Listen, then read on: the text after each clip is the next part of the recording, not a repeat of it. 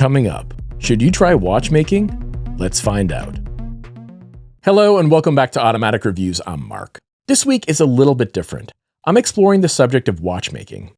I've been fascinated with watches since I was a kid, so along with reviewing them, getting inside the case was a natural next step. So this week is my first attempt to disassemble and reassemble a movement. No cleaning or oiling, I'm saving that for the future when my skills are up to it. The movement I'm working on today is one of the most simple movements out there, the Seagull ST3600. It's an ETA Unitas clone. It's big and it's uncomplicated, a perfect starting point. I'm going to make a disclaimer right now though. I am far from someone you should be learning about watchmaking from. The intention of this video is to show you a bit about what it's like to go from zero experience to trying this hobby out. So learning what it's like to learn, if that makes sense.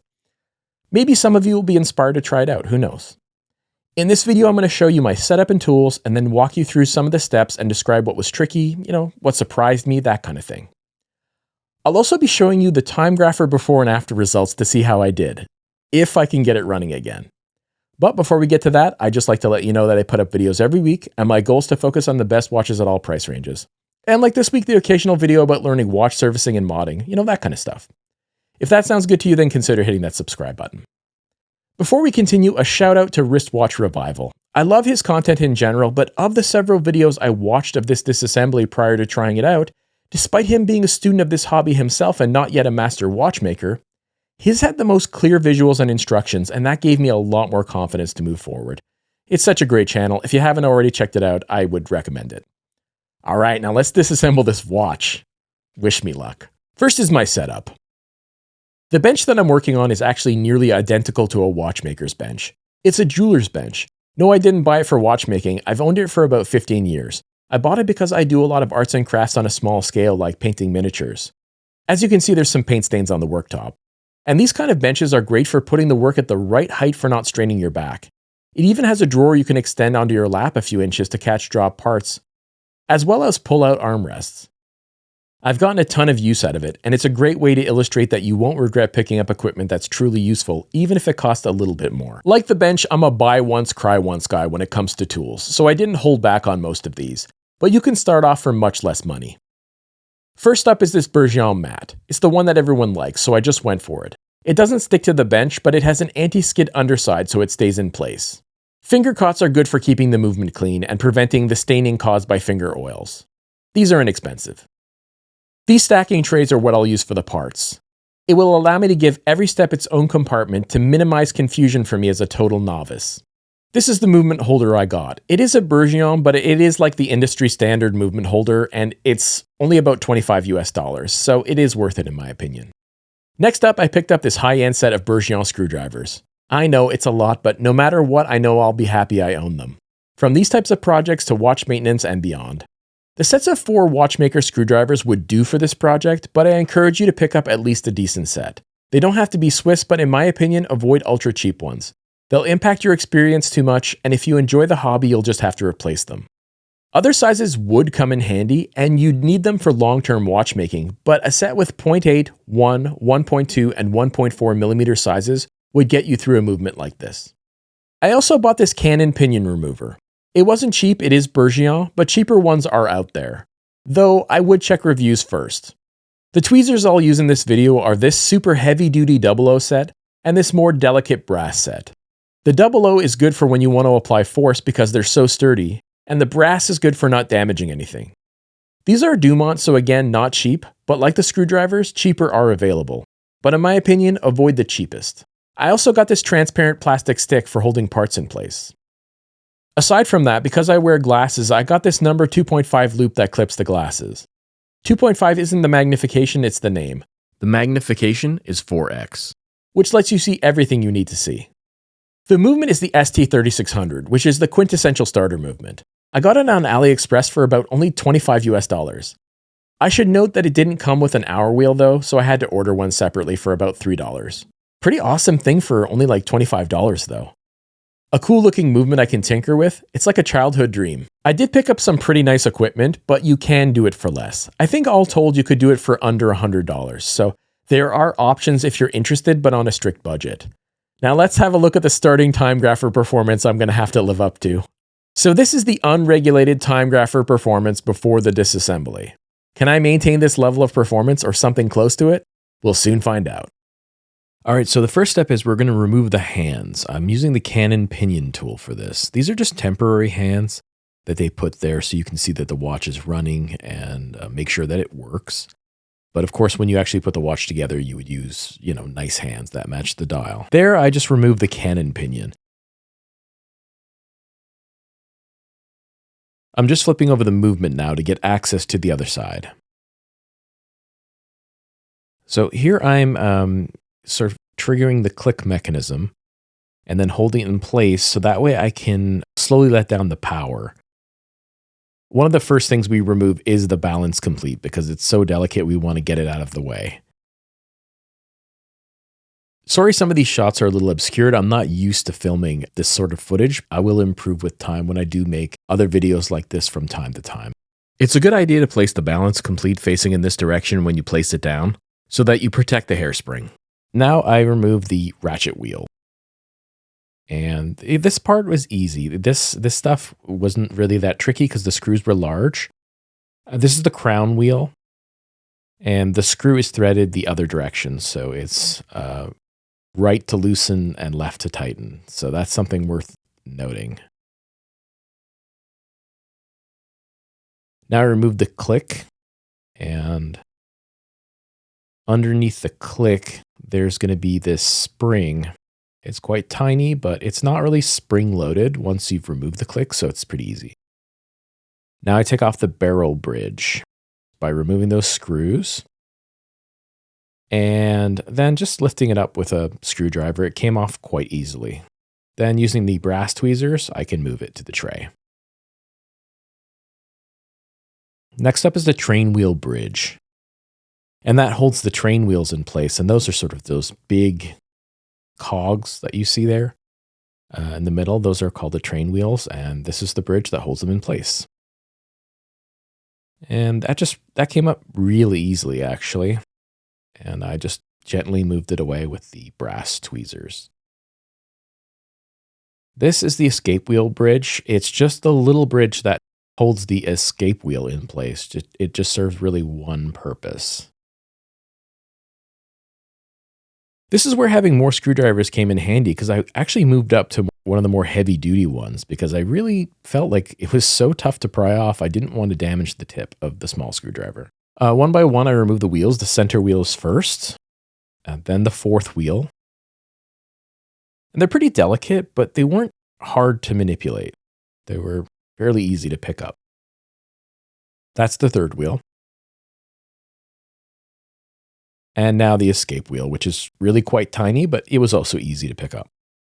Now the barrel complete. Inside there is the mainspring. Now I'm removing the pallet fork bridge. It's a small, thin bridge that covers up just the pallet fork.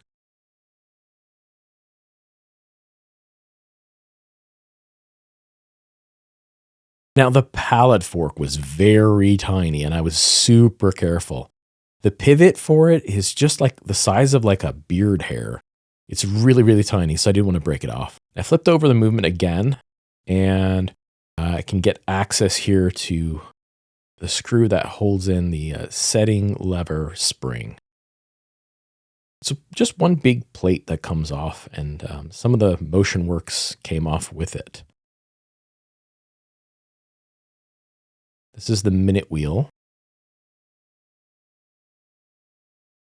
And the intermediate wheels.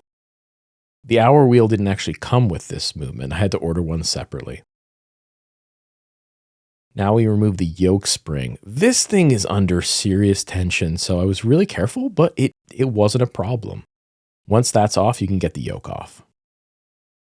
Now flipped over the movement again and remove the setting lever screw. It's sort of this long, weird screw that goes right through the movement. Then I'm able to remove the crown and stem. Once I did that, the sliding clutch and the clutch wheel just fell out, so I'm going to put those into the tray now, along with the setting lever. And that is actually it. I cut out some of the slower parts, but it went pretty quickly, I think. So the first thing we do is we put that setting lever screw back in place, and then the barrel complete. Then the escape wheel, and it's on a tiny little pivot, but it goes in there pretty easily. Then the escape wheel bridge had to go back on. And that took some doing because, if you remember, it was kind of hard to pry off. So I had to be careful and make sure I wasn't going to crush the escape wheel. But I made sure it was spinning before I moved on. And I screwed it back into place. Then the third wheel goes back in place.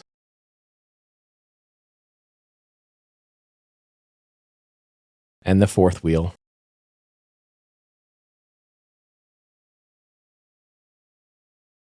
And then the center wheel.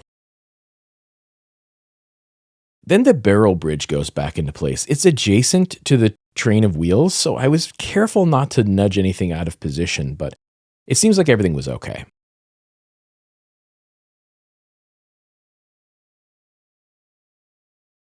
So I screwed it into place.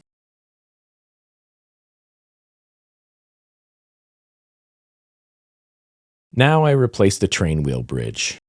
And this part was a little nerve-wracking because I didn't want to pinch any of the pivots or bend anything. But it fell into place pretty quickly, and I was able to verify it by holding it down and spinning the wheels. So I kind of got the screws in place. And then I tested it again, and it seemed fine, so I screwed everything down.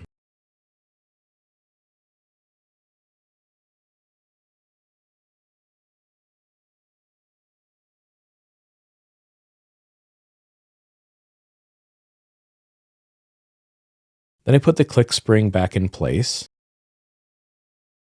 and the click itself. At this point, it wasn't correctly aligned, but I would sort of get that sorted out later. So I screwed it in. And then when I put the ratchet wheel back in place, I sort of was trying to figure out how to make it fit, and that was just because I had to get the click in place, and then everything was fitting perfectly. So I screwed it in place. I had to use my finger to hold the ratchet wheel in place so that, I could make sure it was tight enough because the whole mechanism was spinning when I was trying to screw it in. Then I replaced the shim that was under the crown wheel. Then I noticed the train wheel was upside down because it was sort of unfinished and it didn't match the ratchet wheel, so I flipped it over. A lot of it's pretty intuitive. So then I screwed the crown wheel back in place, remembering to go counterclockwise. And I flipped the movement over again. Then it was time to replace the cannon pinion, and I used those heavy tweezers to press it into place, or so I thought. Next up was the sliding clutch, and then the clutch wheel.